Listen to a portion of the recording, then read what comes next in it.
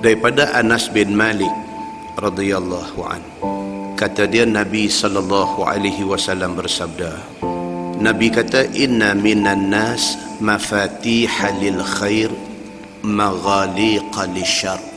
Nabi kata manusia ni ada macam-macam. Ada daripada kalangan manusia ni dia menjadi kunci untuk membuka kebaikan, dan dia menjadi penutup kepada kejahatan. Manusia ni macam-macam, tuan-tuan. Orang kata rambut sama hitam, hati lain-lain.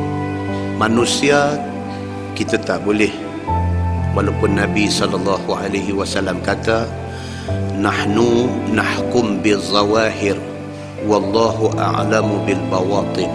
Nabi kata kita hukum orang berdasarkan zahir dia, tapi batin dia Allah yang mengetahui. Walau apapun, manusia ni tetap merupakan makhluk Allah yang unik.